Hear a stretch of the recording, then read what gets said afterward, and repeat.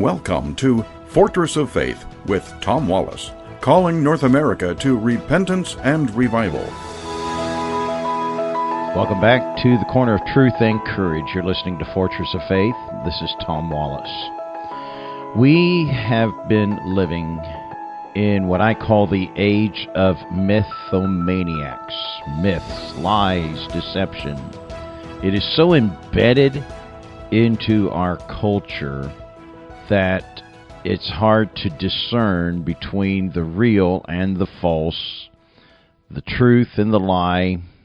Every day in the news you hear misinformation, disinformation, charges like that, fake news, all that's flying around on both sides of the political argument. Lies have been powerful tools, shaping societies and worldviews, often with devastating consequences. In our modern world that we live in, misinformation spreads faster than ever before.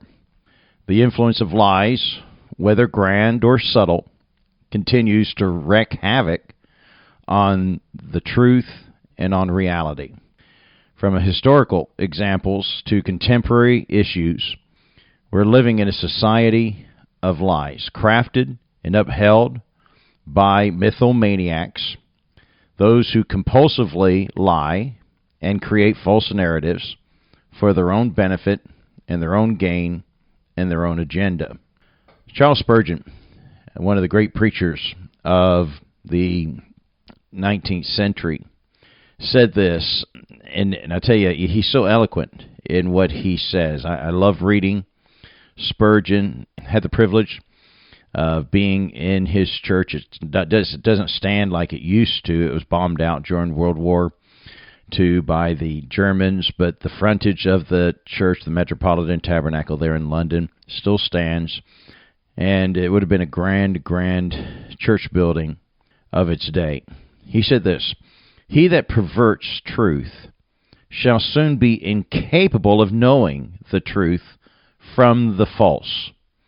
If you persist in wearing glasses that distort, everything will be distorted to you." Now, let that sink in. Let me say it again. He that perverts the truth shall soon be incapable of knowing the truth from the false.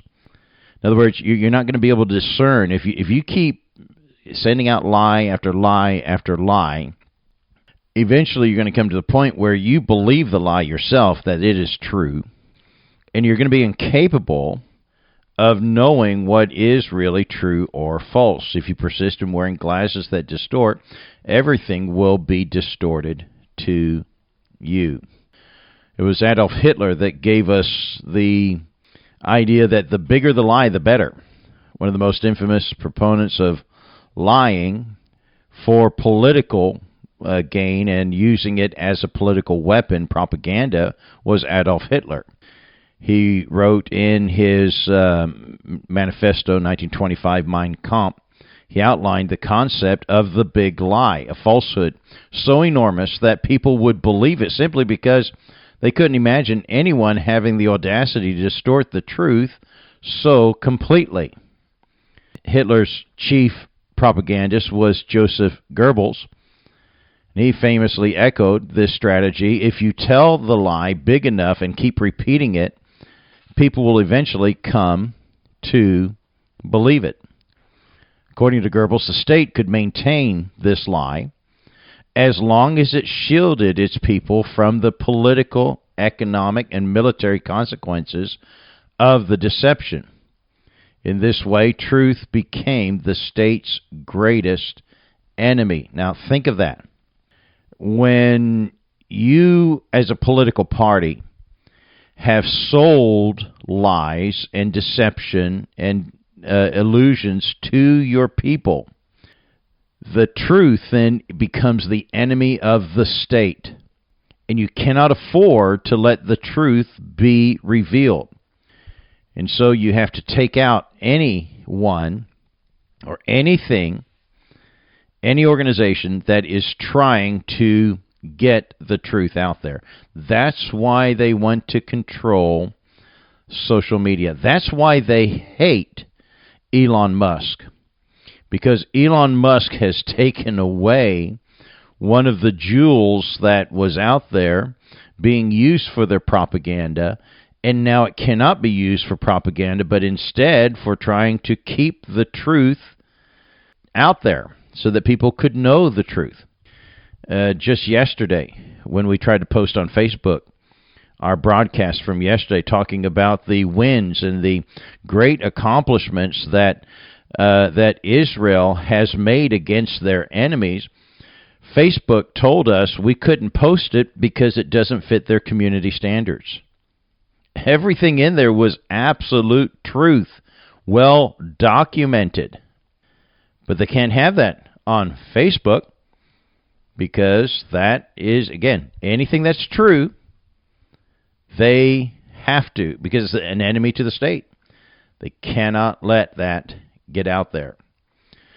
It's when we began to make common the myth, the lie, the deception of the origins of man, and we made that the standard truth in our schools and in our society, I think is when America really seriously stepped on that slippery slope.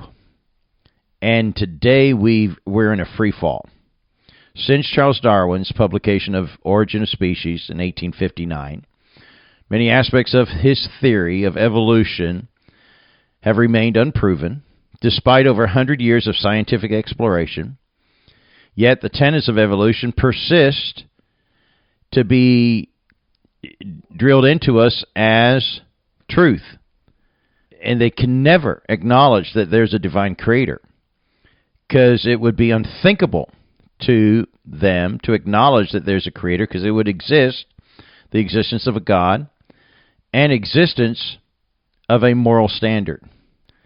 And that would undermine the foundation of secular modernism. Thus, the narrative of human origin through natural selection, which is the lie, has become the truth. And the truth is the enemy, which is God, that God created.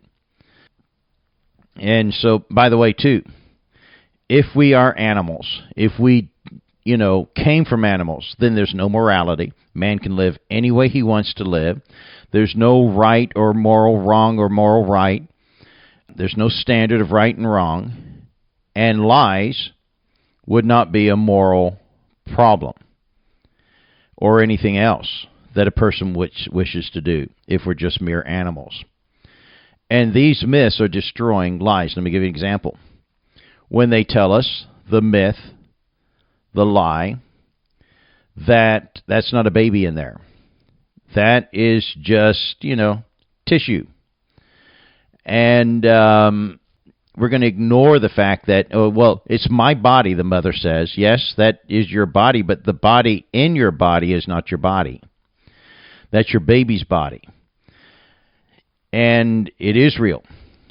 And this idea of saying reproductive rights, we're trying to take away reproductive rights. No, ladies, reproduce. In fact, we actually want you to do that. We don't want you to kill your baby.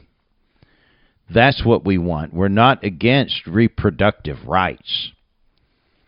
And my body, my choice, all that, again, is part of the deception, part of the illusions that are being put out there. This transgender, and it just leads to further and further stuff. This transgender debate, living in illusions, or rather delusions. The transgender ideology represents another form of societal myth-making. The idea that a person can change their biological sex through identity alone has become widely accepted, even though it flies in the face of biological science. Gender is determined by chromosomes, XX for females and XY for males. And it cannot be changed.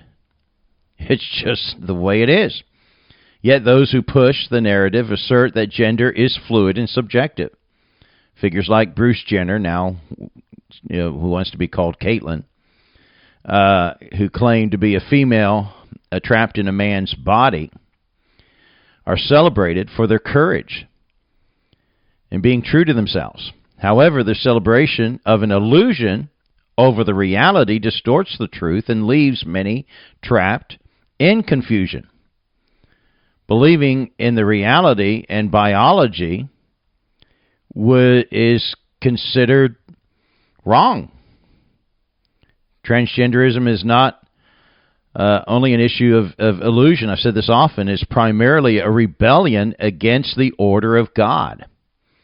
This isn't, I've got a mental issue. No, it's just a simple rebellion against God. They're shaking their fist in heaven saying, I will not submit to your design, God. I will choose my design for myself, and I will not submit to your control over me.